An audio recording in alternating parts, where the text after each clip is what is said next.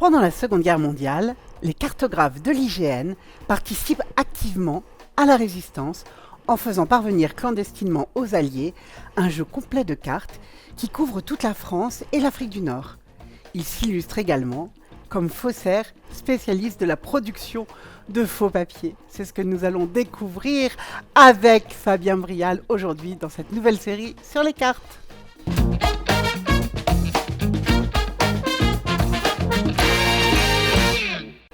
Bonjour Fabien Brial. Bonjour. Alors je suis ravie de vous accueillir à nouveau pour cette troisième émission, déjà dans notre série Les causeries de la géographie sur les cartes. Alors nous avons balayé l'océan Indien depuis le début de la cartographie sur cette zone jusqu'à 1940 et nous allons reprendre aujourd'hui avec la période contemporaine. Alors, je voulais vous présenter encore en deux mots. Vous êtes docteur en droit, professeur agrégé de géographie à l'Université de La Réunion et je suis particulièrement ravie de vous accueillir à nouveau. Donc, repartons pour ce voyage extraordinaire au fil des cartes de l'île de La Réunion. C'est un voyage que nous accomplissons grâce à l'ouvrage que vous avez fait paraître et que nous avons à l'écran et que nous allons continuer de feuilleter ensemble. Merci beaucoup. Alors aujourd'hui, on va s'intéresser à la Réunion contemporaine en prenant comme démarrage la Réunion pendant la Seconde Guerre mondiale. Et puis on va progressivement voir l'évolution de la Réunion jusqu'à aujourd'hui. Tout ceci de façon illustrée avec les différentes cartes. Alors je vous propose tout de suite d'envisager la première qui avait terminé un petit peu la causerie précédente. Donc c'est l'Empire colonial français avec les routes maritimes impériales. Pendant la Seconde Guerre mondiale, en fait, cet empire colonial, il va être le premier à rallier le général de Gaulle et il va fournir un effort de guerre très important. On pense véritablement aux premiers Français libres qui sont des Français qui résident en Afrique, notamment occidentale. Pour la Réunion et pour Madagascar, ça sera un petit peu différent parce qu'il faudra attendre 1942 pour voir véritablement ces deux territoires s'inscrire délibérément du côté de la résistance et du côté des forces françaises libres. Et ce ralliement véritablement de ces deux colonies va amener un atout supplémentaire, bien évidemment, après tout le ralliement des autres colonies, à la libération donc du territoire français par de l'occupant nazi. Donc à la fin de la Seconde Guerre mondiale, ces colonies françaises réparties aux quatre coins du globe vont demander une transformation de leur statut, ayant participé aux efforts de guerre de la Première puis de la Seconde Guerre mondiale. Et donc cette évolution de statut va se traduire différemment en fonction donc des territoires. Et pour la Réunion, ça se traduira comme les trois autres vieilles colonies que sont la Martinique, la Guyane et la Guadeloupe, par l'érection de ces quatre territoires en colonies, en département français par la loi du 19 mars 1946. Ce que je voudrais dire immédiatement, c'est que en fait, ce passage véritablement de statut, cette transformation du statut, ne va amener que très progressivement, en fait, une transformation des modes de vie des Réunionnais à l'époque, et puis ça vaut aussi bien évidemment pour les Antillais et pour les Guyanais, et donc il faudra attendre plusieurs années pour voir les effets de cette départementalisation véritablement probant à l'intérieur du territoire, parce qu'à la sortie de la Seconde Guerre mondiale, la principale caractéristique de la Réunion, c'est qu'elle est marquée pour la grande partie de sa population par le problématique de la famine. On a du mal à se nourrir, on a du mal à se vêtir pendant la Seconde Guerre mondiale et au sortir de la Seconde Guerre mondiale dans ce département de la Réunion. Alors cette carte de 1958, première carte réalisée par l'Institut géographique national grâce à de nouveaux moyens techniques. Et là, notamment, on va utiliser les anciens B-52, les anciens bombardiers américains pour faire des survols des territoires des colonies françaises de l'après-Seconde Guerre mondiale pour cartographier les colonies françaises en Afrique et puis le département de la Réunion. Donc vous avez là une des premières éditions de la Réunion comme carte routière et touristique réalisée par l'Institut géographique national en 1958.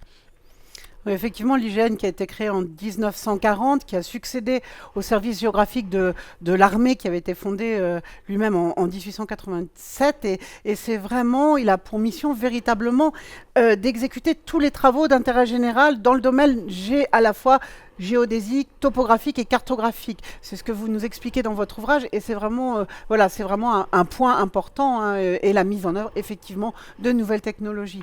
Donc on découvre effectivement avec cette carte non seulement des précisions complètement inédites hein, par rapport à tout ce que nous avons vu jusqu'à présent sur ce territoire, mais on y découvre bien plus que cela, puisqu'on on en avait parlé lors de la dernière émission, on y découvre aussi son histoire avec la toponymie, mais on y découvre également son développement, parce qu'il y a des routes nouvelles, il y a des choses qui évidemment nous indiquent un développement différent de la Réunion par rapport à ce que nous avions vu. Tout à fait. En fait, on a une précision, j'allais dire presque mathématique maintenant qui apparaît sur les cartes, parce qu'il y a aussi donc les vues aériennes bien évidemment, mais il y a les relevés au sol et qui bénéficient désormais des altimètres. On a une précision sur les coordonnées latitude et longitude aujourd'hui qui sont et à l'époque pardon qui sont extrêmement précises.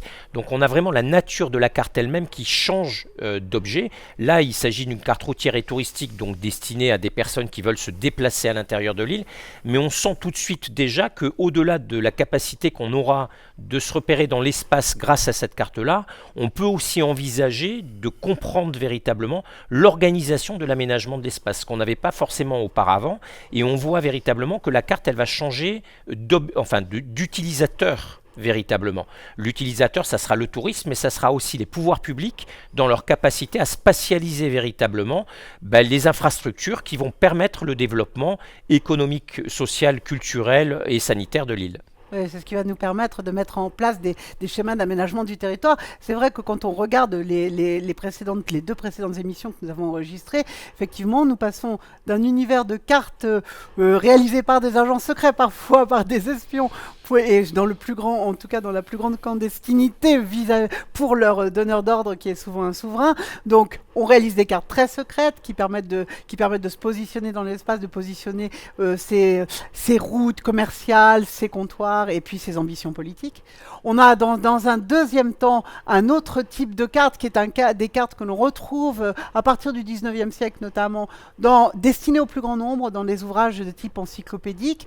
Et puis là, on arrive à des usages de cartes, effectivement, à la fois au service de l'État avec justement cet aménagement du territoire et au service aussi du plus grand nombre avec de nouveaux usages, parce qu'on n'avait pas ce genre d'usage auparavant, qui est notamment le tourisme et la cartographie routière.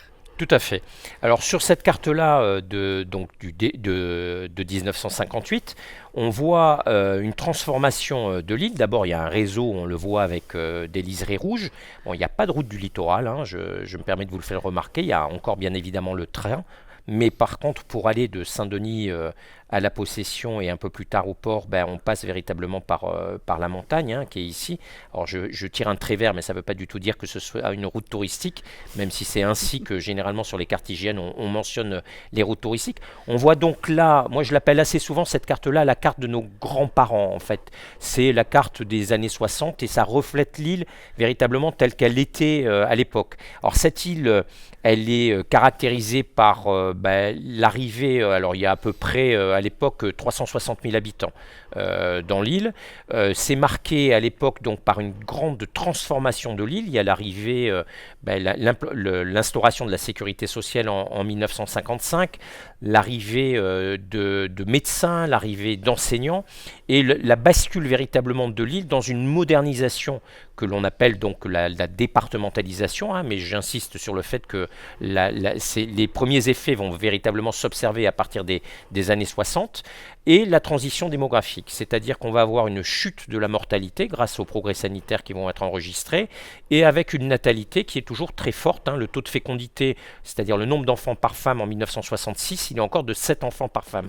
Donc on a une explosion démographique sur l'île qui va se caractériser bien évidemment par un étalement urbain, les premiers logements sociaux qui vont être construits par exemple à Saint-Denis à la Source et puis un peu plus tardivement au Chaudron. Donc une transformation de l'île très importante sur ce moment-là, caractérisée par une grande croissance de la population et donc une grande jeunesse de la population sur cette époque-là. Simultanément, il y a aussi la consommation de masse qui arrive à partir en gros des années 60, l'arrivée des premiers téléviseurs, la première grande surface aussi à La Réunion au début des années 60. Et j'ai peut-être oublié de le dire, donc je le dis maintenant, mais en tout cas, encore un grand écart en matière d'espérance de vie. Il y a encore 15 ans de différence entre l'espérance de vie des hommes à La Réunion en 1960 par rapport aux hommes qui vivent dans la France hexagonale et autant quasiment pour les femmes. Donc il y a encore les traces de cette misère sociale, sanitaire, etc. qui existe, puisqu'en fait, on va avoir une concentration quand même, par exemple, des infrastructures sanitaires autour des grandes villes. De la même façon, des infrastructures scolaires. Hein. Pendant très longtemps, il y aura le seul lycée Lecomte de Lille qui est dans les locaux de l'actuel Collège Bourbon, qui sera le seul de La Réunion, avant que ne soient progressivement installés d'autres lycées aux quatre coins de l'île.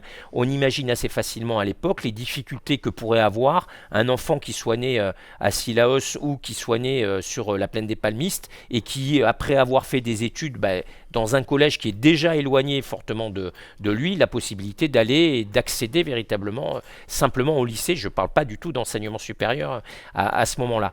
Donc on voit véritablement cet écart qui progressivement va être rattrapé et qui sur la carte se traduit comment ? On a des infrastructures en fait, il y a l'infrastructure portuaire qui est ici, l'infrastructure, donc l'aéroport qui est ici, qui permet une meilleure connectivité avec la France métropolitaine, mais majoritairement encore, on se déplace à l'époque par bateau, y compris lorsqu'on vient travailler à La Réunion, lorsqu'on est fonctionnaire ou lorsqu'on vient exercer des professions de médecin, par exemple, ou toutes les professions médicales. Et donc l'île, elle est en cours de transformation, en cours de modernisation là-dessus. Et parmi les différentes modernisations qu'on peut observer, bien évidemment, il y a les routes. Alors ces premières routes, elles suivent encore les ravines. Pour aller dans l'est, on voit que globalement, ou pour aller dans l'ouest, on remonte le cours des ravines. Et lorsqu'on travaille sur cette carte et qu'on zoome un petit peu, on peut mentalement refaire, j'allais dire,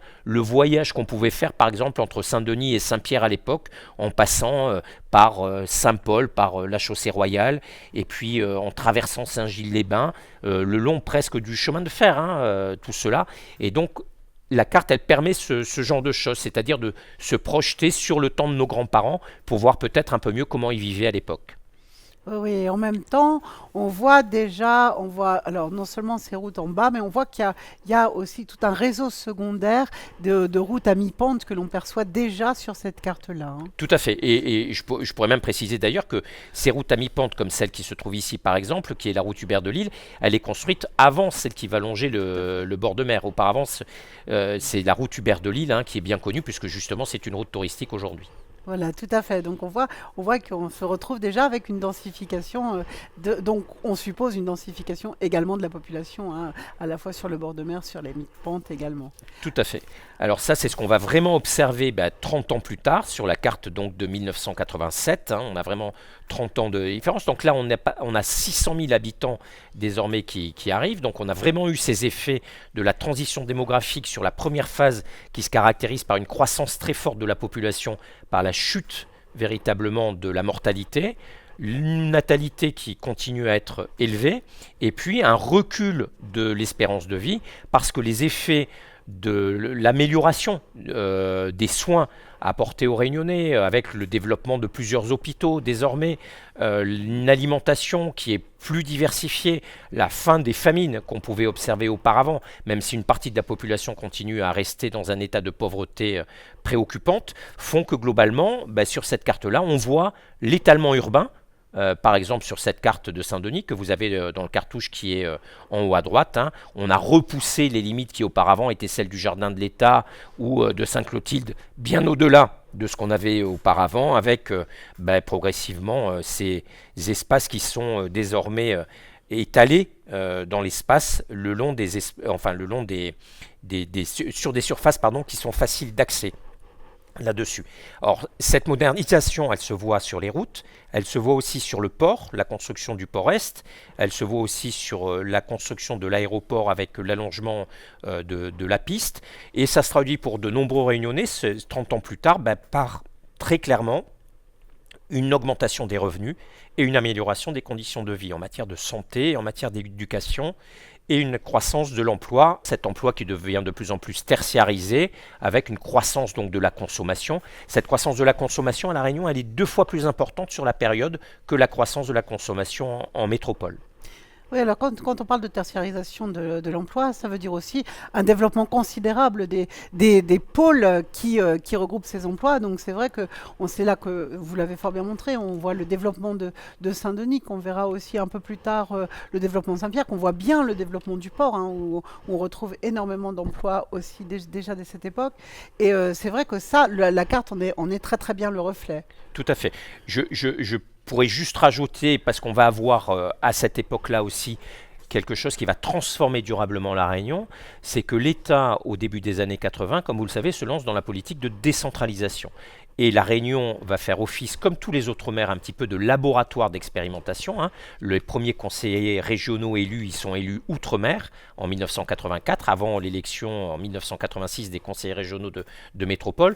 Et on va confier aux régions notamment, aux départements aussi, bien évidemment, et aux mairies, un certain nombre de compétences. Et le développement économique et social, désormais, ne va plus seulement être pensé rue Oudinot au ministère des Outre-mer, qui est le successeur du ministère des Colonies, mais il va aussi être pensé à La Réunion par des Réunionnais qui vont désormais être élus et certainement peut-être mieux à même de voir véritablement quelles sont les infrastructures qui sont importantes, quels sont les besoins de l'île en matière de développement économique et social, plutôt qu'une vision depuis 10 000 km de ce qui est bon pour notre île et pour ses habitants.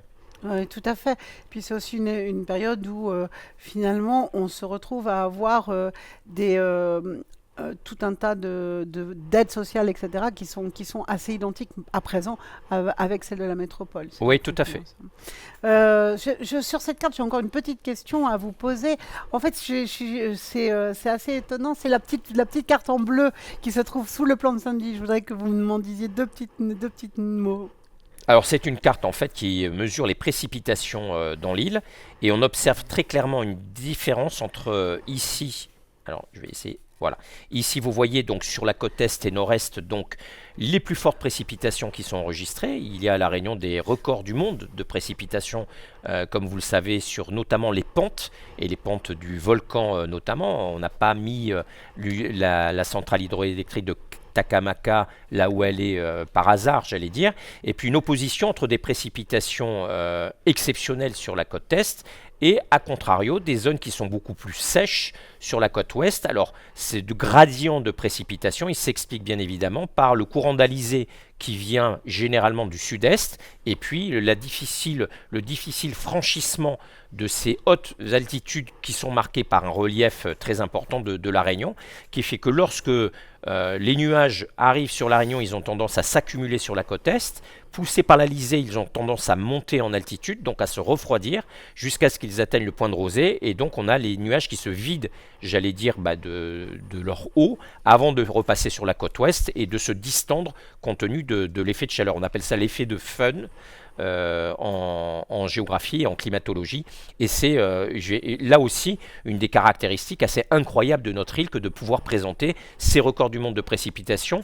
Et ça se traduit bien évidemment aussi dans la végétation. On a une végétation très tropicale, luxuriante sur la côte est, alors qu'on a une végétation de savane sur la côte ouest. Oui, alors c'était intéressant parce qu'en plus, cette petite précision sur la pluviométrie dans l'île, c'est vrai que c'est la première fois qu'on la voit apparaître sur une carte. Donc on a aussi des moyens technologiques qui nous permettent d'indiquer ce genre de choses. Donc c'est vrai que là c'est tout à fait intéressant sur cette carte de l'IGN. Tout à fait. Alors la diapositive suivante, la carte suivante, pardon, je voulais juste montrer sur cette carte-là, qui est une carte assez originale, hein, qui a été bâtie, vous le voyez, avec des drapeaux qui couvrent la superficie des territoires qui sont représentés, la trajectoire singulière finalement de notre île sur cette deuxième partie du XXe siècle, en fait. Quasiment tous les espaces qui nous entourent sont devenus indépendants.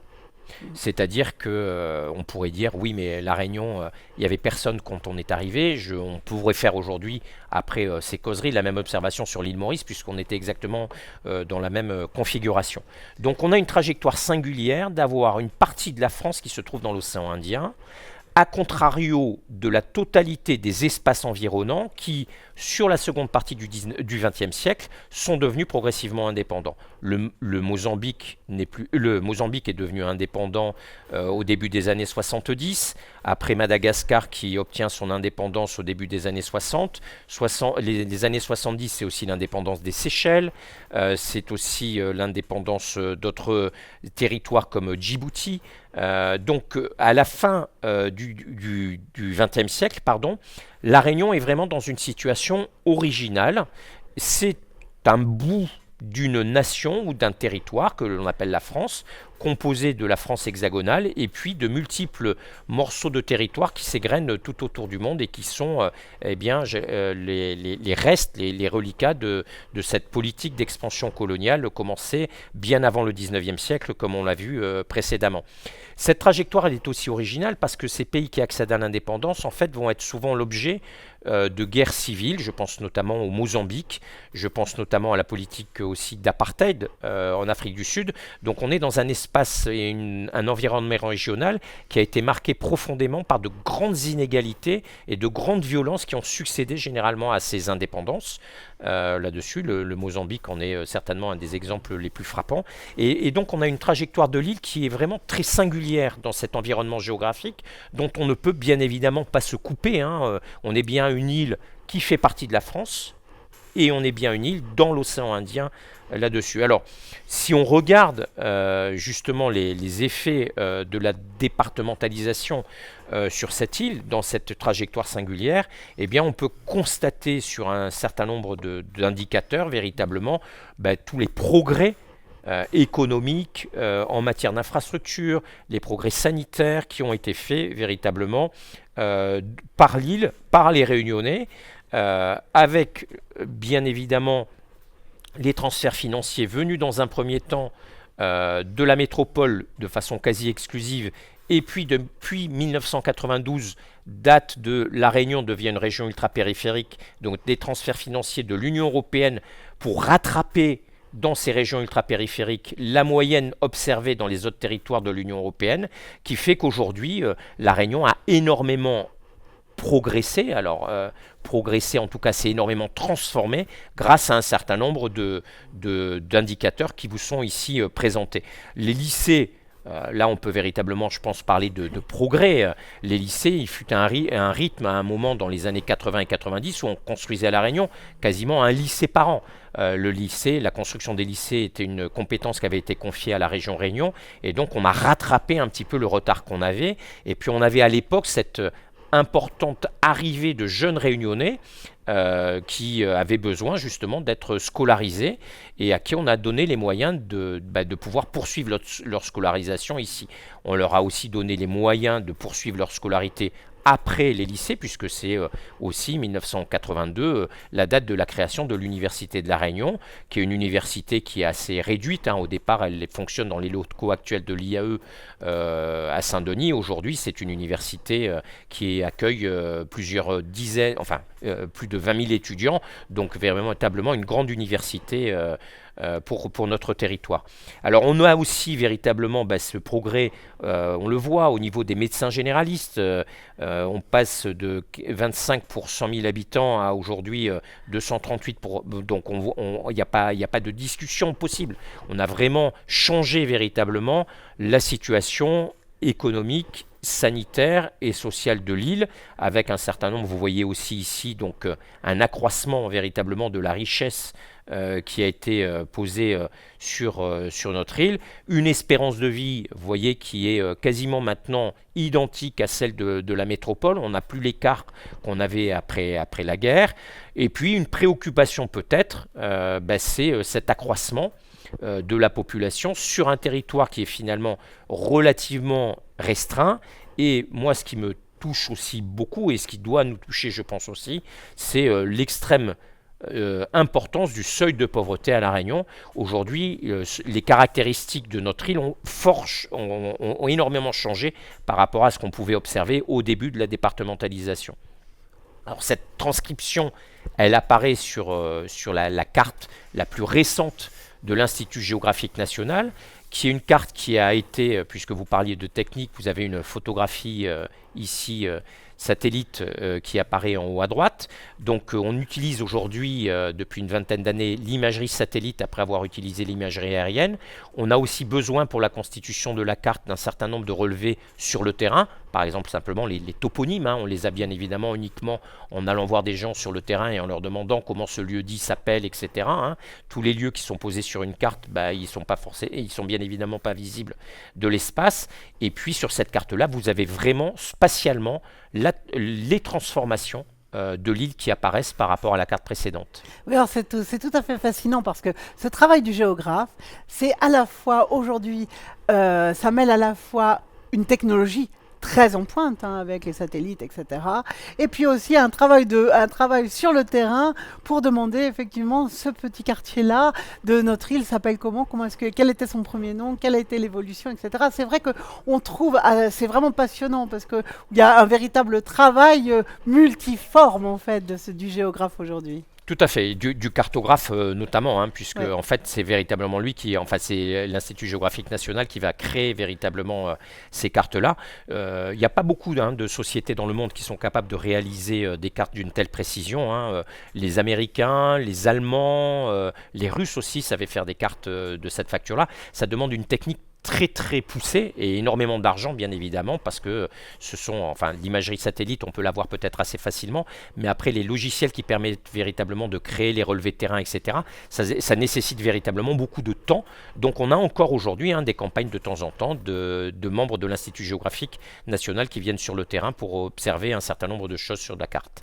Alors regardons plus précisément à présent cette carte qui, alors on a vu l'évolution, c'est vrai que là on trouve énormément de lignes de partout qui parcourent la totalité de sa surface, donc qui sont autant de routes, autant de chemins, etc. C'est vrai que là, on a une révolution sur cette carte qui s'aperçoit très très bien dans son infrastructure. Alors tout à fait. Alors si je garde votre exemple du réseau routier, on voit vraiment cette nouvelle route qui va vers l'est depuis Saint-Denis. On voit vraiment donc cette nouvelle route du littoral qui aujourd'hui est remplacée, mais elle n'apparaît pas encore sur la carte, ça sera sur la prochaine. Et puis cette route est la route des Tamarins qui apparaît ici pour cette liaison entre Saint-Paul et Étang-Salé de façon rectiligne là-dessus. Donc des grands projets d'infrastructure. On voit aussi, alors dans les choses les plus remarquables sur cette carte, l'étalement urbain qui se poursuit le long du littoral et qui fait que globalement on a la constitution, si on s'y attache un petit peu, de tout un anneau urbain tout autour de l'île, presque de façon continue. On a aujourd'hui du mal entre Étang-Salé et Saint-Louis, on voit qu'il y a une marque qui va avoir tendance à disparaître, entre Saint-Pierre et le Tampon, entre Saint-Denis et Sainte-Marie. De la même façon, on a véritablement une continuité et un continuum de cet espace. Et donc cette carte, elle montre aussi ce qu'il y a aujourd'hui et peut-être aussi les enjeux de demain. C'est-à-dire que cet étalement urbain, a priori, il va se poursuivre et puis en fait, il va se confronter véritablement à la nécessaire préservation des milieux. Cette nécessaire préservation des milieux, vous le savez, elle a donné lieu au classement de l'intérieur de notre île en parc national. 40% du territoire de La Réunion est entièrement protégé. Mais il ne faut pas oublier non plus la préservation du milieu lacustre avec la réserve naturelle de l'étang Saint-Paul et du milieu marin avec la constitution de la réserve naturelle marine de La Réunion. Donc des soucis véritablement de préservation de ces milieux naturels. Et puis la confrontation de cet étalement urbain avec les espaces agricoles qui forcément sont le lieu de spéculation foncière véritablement très importante. On voit les écarts qu'il y a entre le prix d'un hectare et puis le prix du mètre carré constructible à La Réunion. Et donc la Réunion est aujourd'hui dans cette confrontation des enjeux, je pourrais dire des enjeux de demain et des défis, c'est-à-dire comment est-ce que j'arrive à concilier une population croissante sur un territoire qui finalement est relativement exigu. On a aujourd'hui des densités qui font partie des densités les plus fortes du monde sur certains espaces de La Réunion. On voit très bien la difficulté de circulation par rapport justement à cette concentration des personnes et des activités sur les littoraux, et puis la nécessaire préservation de nos milieux là-dessus, et la nécessaire aussi préservation des espaces agricoles, parce qu'on a toujours cette dépendance alimentaire, donc on est bien obligé de réfléchir aussi à la possible évolution de notre territoire vers une indépendance ou une autonomie plus importante de l'alimentation. En ce qui concerne les structures de la population, le vieillissement de cette population, qui je rappelle est une population caractérisée par 40% de personnes qui vivent en dessous du seuil de la pauvreté, donc un vieillissement de personnes pauvres, voire très pauvres, avec quasiment des records par rapport à la France métropolitaine au niveau des territoires, et puis quelle est l'insertion finalement de La Réunion dans l'espace monde tel qu'il est en train de se construire autour de nous aujourd'hui en 2023. Oui, ça fait énormément de défis, au rang desquels aussi la canne à sucre par rapport effectivement à l'indépendance alimentaire, etc. On voit. Mais écoutez, je pense que nous avons des tas de sujets pour lesquels nous allons pouvoir nous retrouver, notamment sur tous ces défis. En attendant, je voulais vraiment vous remercier pour cette série de 3 émissions sur des cartes qui a été véritablement passionnante. Merci beaucoup, Fabien. Avec grand plaisir.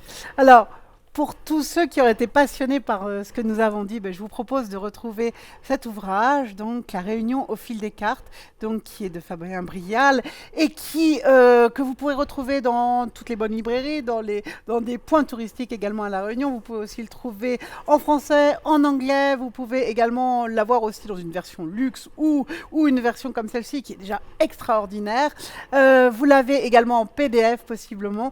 Et écoutez, je n'ai qu'une chose à vous dire, allez la découvrir parce que c'est vraiment extraordinaire. Merci beaucoup Fabien de ces 3 merveilleuses émissions et merci à tous, c'est bien pour votre attention. Je vous propose de nous retrouver bien sur nos réseaux sociaux, Facebook, YouTube, l'Université numérique de La Réunion ou bien sur notre site internet unr.univ-réunion.fr. À très bientôt.